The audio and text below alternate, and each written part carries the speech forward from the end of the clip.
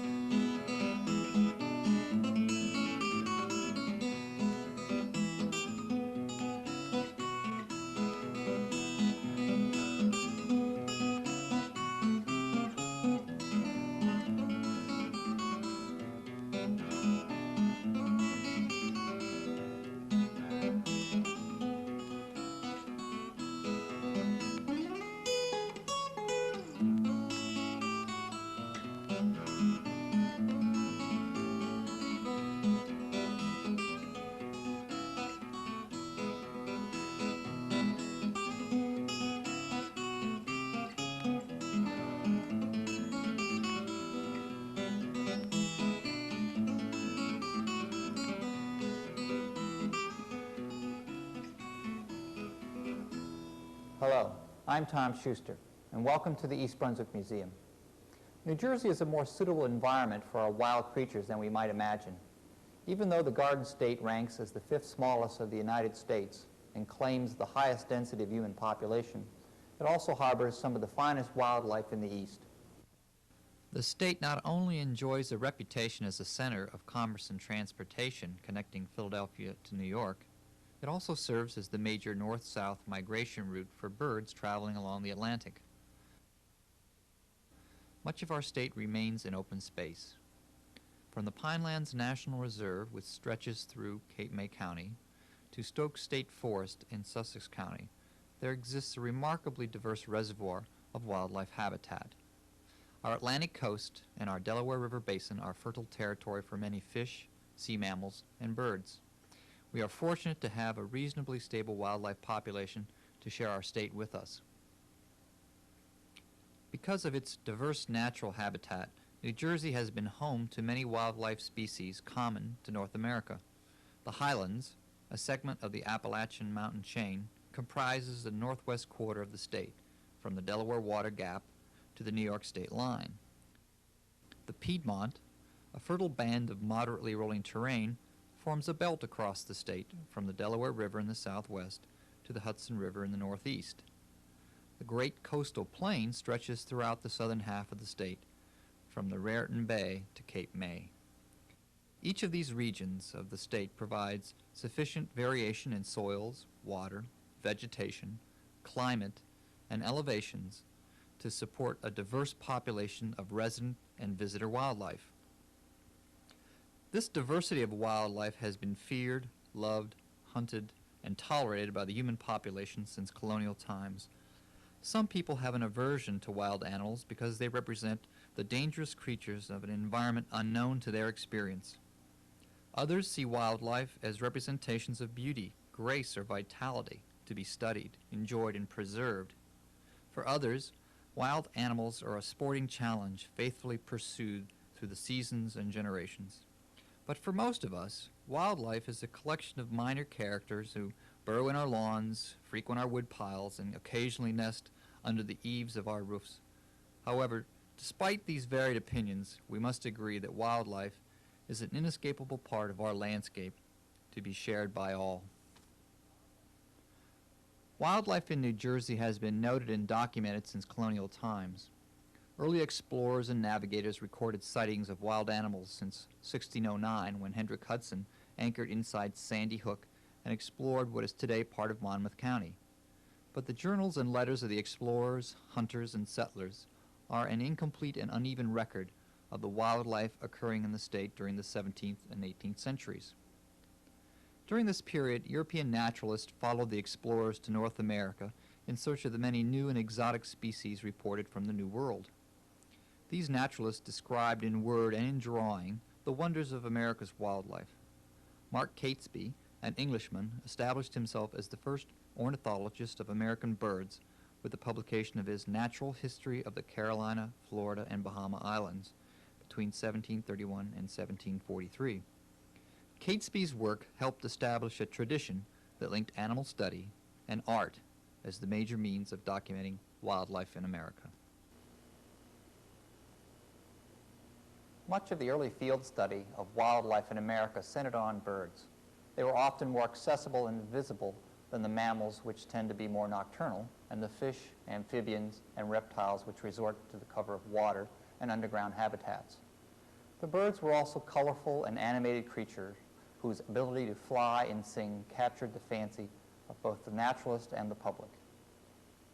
Alexander Wilson, who lived from 1766 to 1813, established himself as the preeminent ornithologist in America at the beginning of the 19th century. A poet and fledgling naturalist, Wilson left his native Scotland to settle in Philadelphia, where he was encouraged to paint birds. He set about his task by taking many journeys into the wilderness to study birds in their natural surroundings.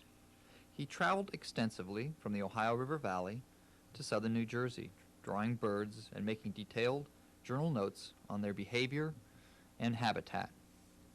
His life's work became American Ornithology, 9 volumes of color illustrations of birds of America. His first volume, which was issued in 1808, signaled the first work to effectively combine both art and science to describe the wildlife of America. Wilson's pioneering work in ornithology was soon eclipsed by a man whose very name is synonymous with birds and wildlife. John James Audubon, who lived from 1785 to 1851, was possessed of an unwavering goal and a persistent application of talent and salesmanship, which enabled him to produce the single most famous work about wildlife in North America. Audubon's 4-volume, life-size, colored engravings for the birds of America represents a trinity of achievement for ornithology, art, and publishing. Audubon's approach to wildlife was similar to Wilson's.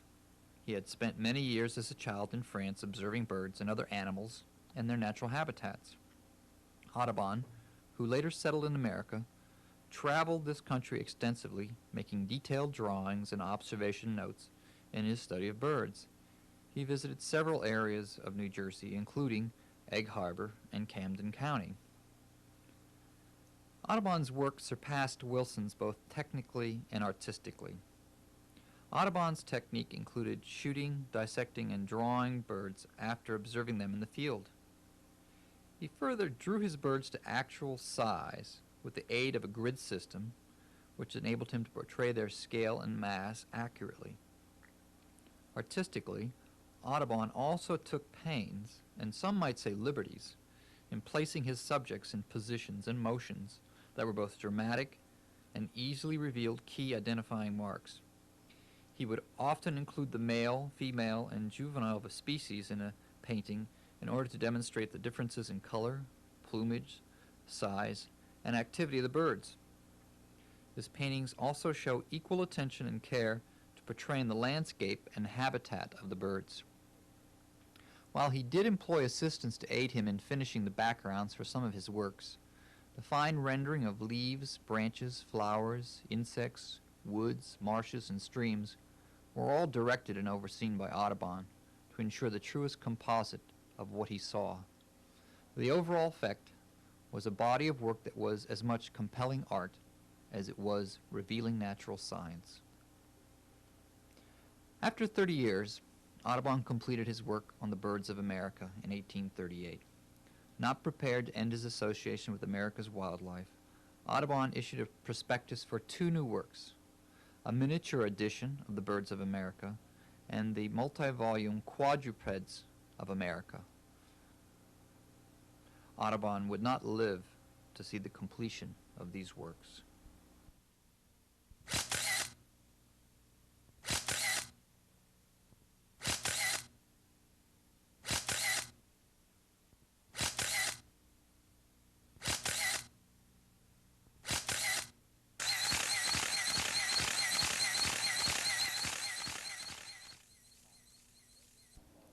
Hi, I'm Bob Nemser.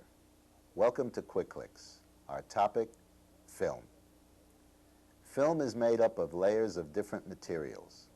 On top is a tough coating that helps protect the film from scratches during ordinary handling.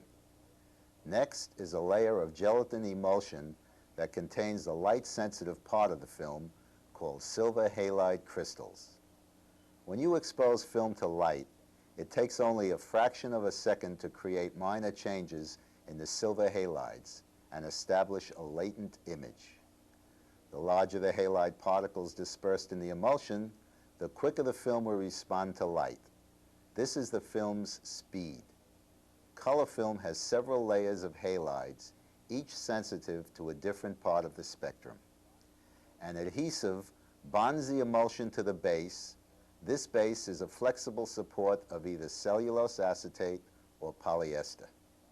To prevent light rays from bouncing back through the film, adding unwanted exposure to the emulsion, an anti-halation dye that absorbs light is added to the film base. Your first decision in choosing a film is whether the results are to be in black and white or in color.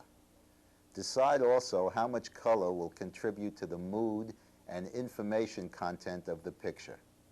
If in doubt, shooting in color negative film will allow both color and black and white results.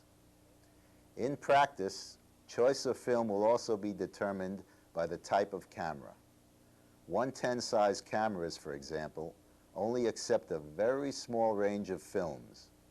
Another factor that should make the decision easier is the physical form the final result should take, either color print or slide, or black and white print or slide. An easy way to identify the type of film by name is that chrome in the name Kodachrome, Ektachrome, Fujichrome means color reversal or slide film. Color in the name Kodacolor, Ektacolor, Fujicolor means color negative film from which prints are made. We talked about a film's speed, how rapidly or slowly it responds to light. The numbers listed after the letters ASA tell you the film's speed and follow a simple arithmetical relationship beginning at 0 and going up into the thousands. ASA stands for American Standards Association. Most of the film commonly used in 35mm cameras have ASA ratings ranging from 25 to 400, and more recently, 1,000.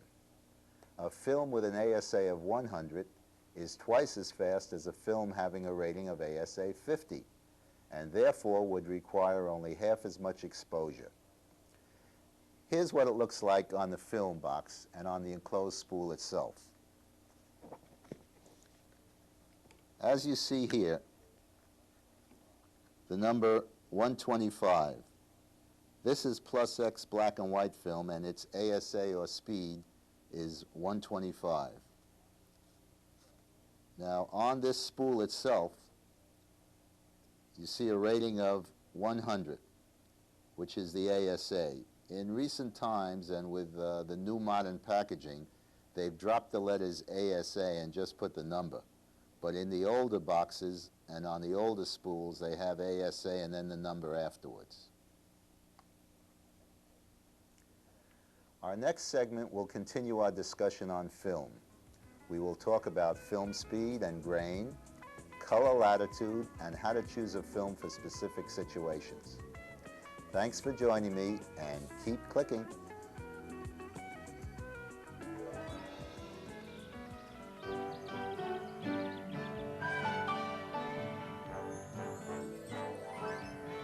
These are important years. Years when you're the center of his world. The years that you're shaping his life. Knowing that cigarette smoking is a major cause of heart disease, would you want him to smoke? The American Heart Association, we're fighting for your life.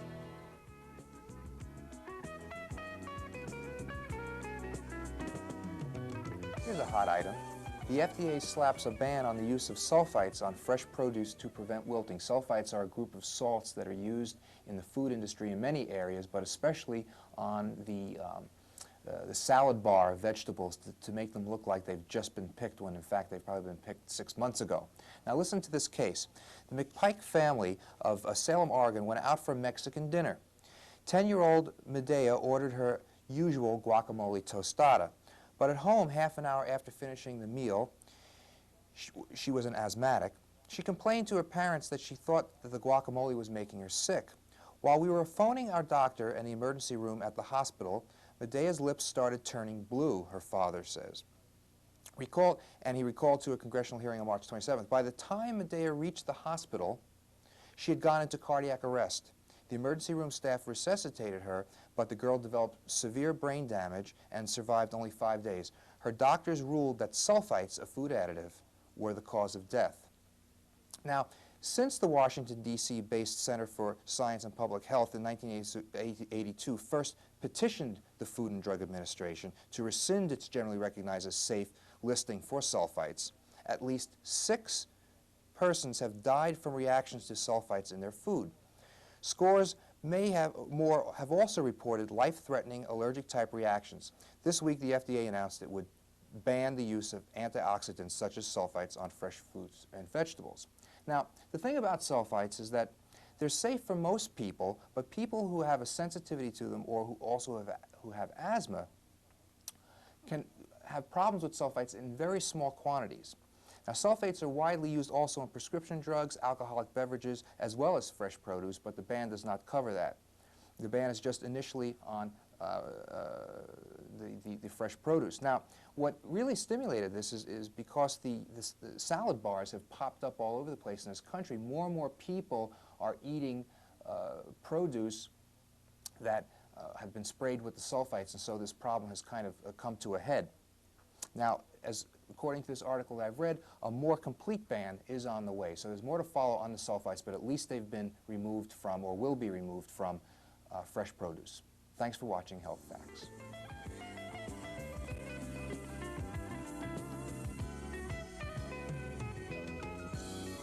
Hello, and welcome to Consumer Aware. I'm Adrienne Eisner, Director of the East Brunswick Consumer Affairs Office. Television is part of our daily lives. We take it for granted. All we have to do is flip a switch and we find instant entertainment. However, too often we forget that this is an electrical appliance which must be handled with caution. Let's talk about safety precautions we should all keep in mind when operating our televisions. Television sets are provided with ventilation openings in the cabinet to allow heat generated during operation to be released. If these openings are blocked, heat buildup within the set can cause failures which may result in a fire hazard. So, never block the bottom ventilation slots of a portable television by placing it on a bed, sofa, or rug. Never place a set in a built-in enclosure unless proper ventilation is provided. Also, to avoid possible accidents, do not place a television on a shelf unless it is properly secured. If you are going out of the room or out of the house, turn off the television set. A possible malfunction when you are not there may result in a fire hazard. For added protection of the television set during a lightning storm or when the set is to be left unused for an extended period of time, unplug it from the wall outlet. This will prevent possible shock and fire hazards due to lightning storm or power line surges. Caution children about dropping or pushing objects into the television set openings. Some internal parts carry high voltages and contact can result in electrical shock. If accidentally something is dropped into the set, turn it off and call a service technician. Never expose the television set to rain, water, or operate it near water.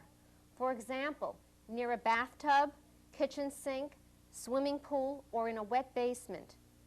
If the television set becomes damp or wet, pull the plug and have it inspected by a service technician before further use. Do not place liquids on top of the television set. Spilled liquid can cause electrical shorts that can result in fire or shock hazards.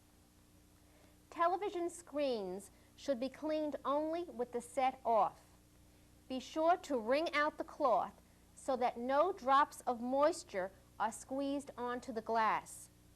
Never apply liquid or aerosol cleaners directly to the screen. Never add accessories to a set that has not been designed for this purpose or without the approval of the manufacturer. If your television set is either dropped or the cabinet damaged, unplug the set and have it checked by a service technician before using it again. If we can help you with any problems regarding your television set or any other consumer problems you may have, please call us at the East Brunswick Consumer Affairs Office. We're in the municipal building from 9 a.m. until 5 p.m., Monday through Friday. Our telephone number is 390-6954. Thank you for joining me on Consumer Aware. Hope I'll be seeing you again next week. At Monday's Township Council meeting, the Turnpike expansion was a key topic, with a presentation made by Turnpike Ad Hoc Committee Chairman Ed Cohen. Mr. Cohen summarized the Turnpike's proposed preliminary plan, which will result in the taking of 4 East Brunswick houses, as minimizing the taking of homes while maximizing the effect on existing homes in the Lawrence Brook, Birchwood area. Cohen came before the council to request immediate funding to retain the law firm of Burl, Cass, and Case to assist in the fight. He read a letter from one of the lawyers, also involved in defeating Westway. In summary, I would like to make the following points. The adverse impacts of the project on East Brunswick area are significant as revealed in the DEIS, that's the Draft Environmental Impact Statement. Those not disclosed in the DEIS may be even greater. The number and variety of adverse environmental impacts also creates multiple opportunities for legal challenges. The project requires numerous federal and state permits, many of which could form a basis for extended reviews. In fact, in my career as an environmental lawyer, I have seen few projects other than Westway with as many fruitful handles for effective opposition, which again gives us credence that whatever tack this attorney pursues, it's going to result in, if not a victory, in a delay. Administrator Gregory Fahrenbach said $100,000 in funding for the committee is in the township's 1986 budget to be drawn from the Edgeboro landfill host community benefits. Another source of funding suggested was a trust fund set up in 1977 by the Concerned Citizens Against Turnpike Expansion. Monies to be used primarily for environmental protection, berms, and noise barriers along the Turnpike roadside. Cohen stressed that he did not expect the committee to receive carte blanche funding from the council. I think that the council should approve every single dollar that is spent. Every single dollar that should be spent should be designated for a certain activity, and everybody should understand exactly what it's for. Everybody should understand exactly what we're going to get for this. And then when we need more money, we should continually come back and justify this.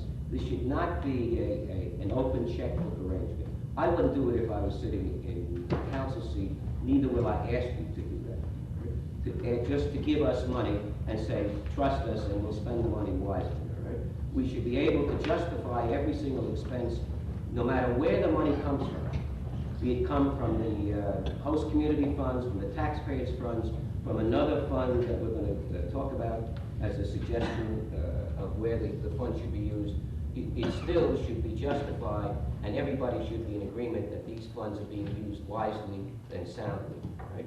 And at any time where we're not using it, or we feel that the program is not fruitful and we shouldn't go forward anymore, we should stop and be in a position to stop with a minimum of added expense. By a vote of 4-1, Russell Walker dissenting, the council decided to approve $15,000 to retain the law firm for 2 months. Later, the public spoke out. Some people in the town may feel that the turnpike has given us a lot. They haven't given us anything yet. They are going to put that turnpike right up to the fence in my backyard. Just recently, when they were doing work back there, and they were pounding, doing whatever they were doing, the dishes in our china cabinet was shaken.